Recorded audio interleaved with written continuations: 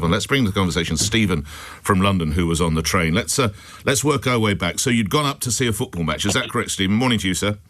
Morning. You'd gone up to see... Okay. Which game had you gone to see? Nottingham Forest v Manchester United. OK. So you get on the train after the game, and what happens next? What do you recall? Well, I had my back to it, or when I was sitting down, and the doors opened, and there was a lot of shouting. And then quite a few people ran past, and then they said, "Run, someone has a knife." So then I let a few people go, and I get up, and then there's this guy waving a great big blade, an oversized blade, you know, and he was just waving it about at people. And so we moved down a bit further, I did, with everyone else, and then people went in toilets and the buffet cart. Some people hid in there, but I couldn't get in any of those. They were all full. So eventually I had confrontation with him. It was just me against him, like, so he was just trying to hold him on his hand, and the blade was going all. He was using the blade, you know, my back, my legs, my hand. Stephen, sorry to interrupt. Was it like a kitchen knife or more like a sword? How would you? Yeah, it was like, to me, right up close. It was like a sword, but I mean, it might be exaggerating, but that's what it felt like. Right, up close. Can you remember which carriage you were in? What the number of the carriage you were sitting in? I ain't got a clue, but I reckon I was about halfway. Okay, probably age. Okay, so yeah. You start the struggle. Is he saying anything during the struggle? He said, "Do you want to die?" That's what he said. He said that a few times. And you're just trying to hold him back? Yeah, yeah. What level of injury did you... Everywhere. I was going to say, what level of injuries did you sustain, Stephen? Well,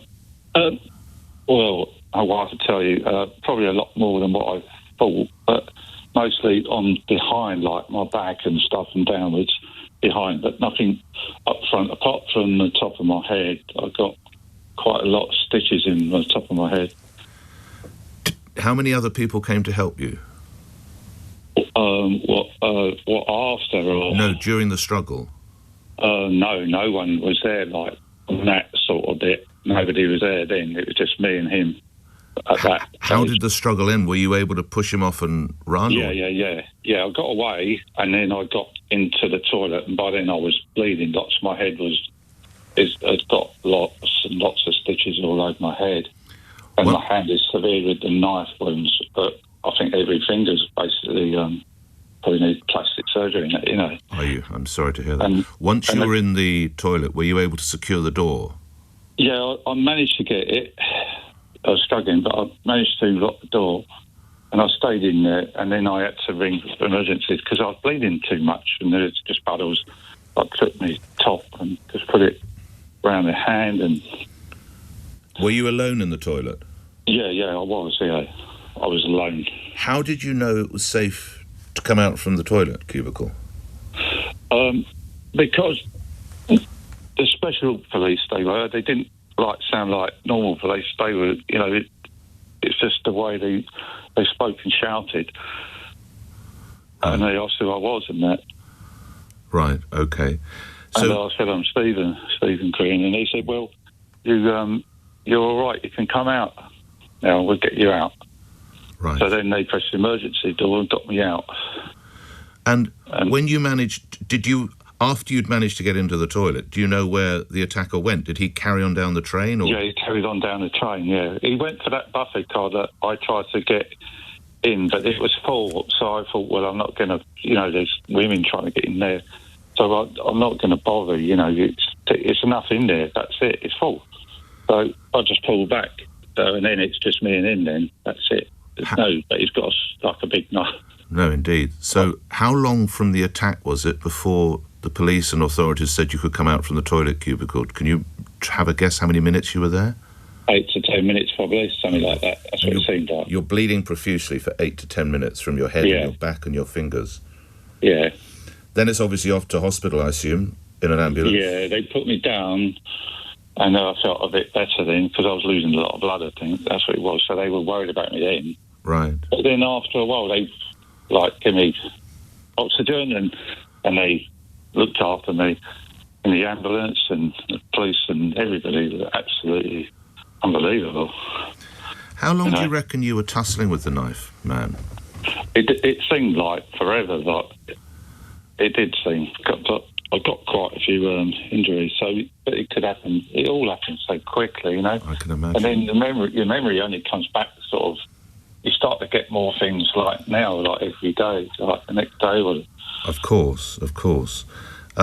You realise that your bravery probably meant some people managed to get away. Yeah, because I held him up, you see, so that's the way I see it. Well, you did. You stopped him, possibly if there were vulnerable people, because you're a bloke and you stood up to him, you might have saved some lives further up the train. Yeah, that's what the idea of it was. That's the idea, that's the way I am at heart. I'm going to do that, you know, I'm not... So when did you get out of hospital? You could only have got out of hospital yesterday. Surely they kept you overnight. They kept me till about, I think it was about 6 in the morning when they stitched me up because there was more emergencies than me, and the hospital was really busy with people, you know, but they were inundated with, you know, it was just blood everywhere. It was terrible.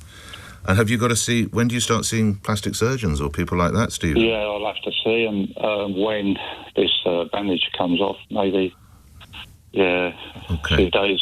They said I have to keep it on for a week, that one. How did you sleep last night? I think I actually did for the first time. I'm insomniac as well. Are you? Yeah. Okay. Well, you know, there's no weakness. If you need to speak to some sort of counsellor, there's no weakness in saying that, Stephen. You've been a very brave man, and it might be that you need to talk to someone just to get it all flushed out, if you know what I mean. Yeah. That is not a... Talking to someone about your ordeal is not a sign of weakness. That would be a sign of strength, Stephen, because you're a very brave bloke. And you definitely saved people being injured. You might have saved someone being killed, man. Yeah, that's it. Yeah, well, I mean it. So if you need to talk to somebody, you need to talk to somebody. That is not weakness. Yeah, I think I probably do need to talk to someone. That's always... All right. Well, do you want us to help you find someone? Or can you find someone? Do you want us to help you do that? Yeah, I'll find someone. You will? Okay, all right. I have many friends. Good. Do you have a wife or a partner or anything? Yes, I've got a wife with me now. She's brilliant. What did she say?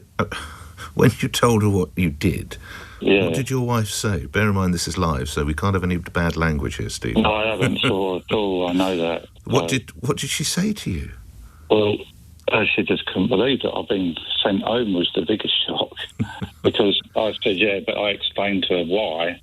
And then I was on good spirits as well, so that's why they thought, well, look at him, I was cracking jokes and all that. So really, yeah, I mean that's it. So I was on good form. So they took the police car, give me a lift home. Would you believe that? They drove you all the way from Huntingdon. They did. Good. That's where I live. Well, I think it's the least you deserve. Did you ever see the knifeman again? Did you see him on the platform when you exited the train? I seen one of them on the thing, but he was in like they had him in something like a jacket or something. He was swearing, he was on the floor and I went past him. And, right. And I said, I ain't sitting nowhere, I ain't staying nowhere near him. Yeah. Did you look into the knife man's eyes? Were you able to... Yeah, plenty of that. Yeah, plenty of that. What people are saying that there was like a manic... How would you describe the look from his eyes, Stephen? Yeah, it looked crazy. Looked like he was mad. You're a very brave man. It's been a privilege speaking with you. Look after yourself. Hope you get some rest. And I say again, if you need to speak to a professional, that is a sign of strength. My goodness me.